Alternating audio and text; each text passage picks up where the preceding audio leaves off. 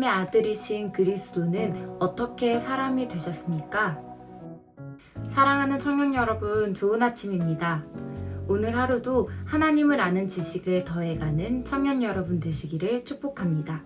21문을 통해 구속자 예수님에 대해, 그리고 완전한 신이시며 완전한 인간이신 예수님에 대해 살펴보았습니다. 오늘 질문 22문에서는 그 예수님이 어떻게 인간이 되셨나, 신이 어떻게 우리와 같은 사람이 되었는지에 대해 질문합니다. 바로 방법에 대한 질문이죠. 이 질문에 우리는 당당하게 그리고 큰 목소리로 하나님께서 성령의 능력으로 동정녀 마리아를 통해 인간으로 태어나게 하셨습니다 라고 익숙하게 대답할 수 있습니다. 전혀 생소하지 않은 내용이죠. 하지만 다시 생각해보면 이 일은 평범하지 않은 정말 기적과 같은 일입니다. 신이 어떻게 비참한 인간이 될 수 있죠? 어떻게 처녀가 아이를 잉태하죠? 그리고 성령으로 잉태하는 것은 뭐죠? 그리고 어떻게 사람이 죄가 없을 수 있죠? 일어날 수 없는, 있을 수 없는 일 같으나 분명히 예수님께서 역사 가운데 우리를 위해 성육신하신 일은 실제입니다. 그리고 그 예수님이 우리의 구원자가 되셨기에 오늘 우리는 이 자리에 있을 수 있습니다.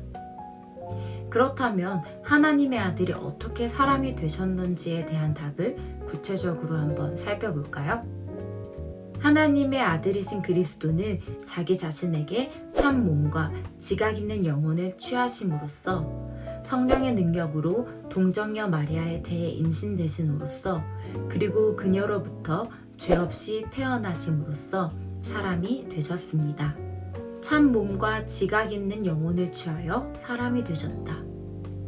여기서 취함이라는 단어는 그리스도가 사람이 되실 때 신성을 버리고 하나님이란 신분에서 사람으로 바뀐 것이 아니라 신성을 지니신 성자 하나님이 인성을 가지셨다는 것입니다. 사람이 영과 육으로 구성된다고 할 때 인성을 취하신 예수님이 참 육과 지각 있는 영혼 모두 취하는 것은 당연합니다. 어떤 이들은 신은 육신에 갇힐 수 없다고 하여 몸을 취한 것처럼 보였다는 가연설을 주장했으나 예수님은 참 육을 취하셨습니다. 또한 예수님의 공생의 기간을 살펴보아도 감정을 고스란히 느낄 수 있는 지각 있는 영혼을 가지셨음을 알 수 있습니다. 또한 아빠와 엄마를 통해 임신되는 보통의 출산에서는 모든 사람이 원죄를 이어받을 수밖에 없습니다. 그러므로 예수님이 사람으로 태어나면서 동시에 아담의 원죄를 이어받지 않으려면 성령 하나님의 능력으로 반드시 잉태되어야 합니다. 엄마가 아이를 임신했을 때 아이는 온전한 사람이 되기 위해 인성을 엄마로부터 물려받지만 엄마와 아이가 혈액형이 달라도 전혀 문제가 되지 않는 것처럼 서로 다른 인격체로 분명히 구분됩니다. 즉, 엄마와 태아가 각자의 경계 안에서 변질과 합성이 일어나지 않기에 성령으로 잉태된 그리스도는 마리아의 태에 있었지만 마리아가 갖는 죄성은 전혀 전달되지 않은 것이죠. 예수 그리스도께서 죄 없이 인성을 취하셨다는 것, 죄가 없으시다는 것은 우리에게 너무나 중요합니다.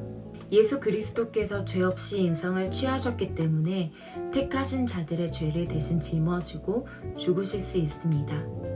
오늘 살펴본 내용은 앞서 이야기한 것처럼 우리에게 너무나 익숙한 내용입니다.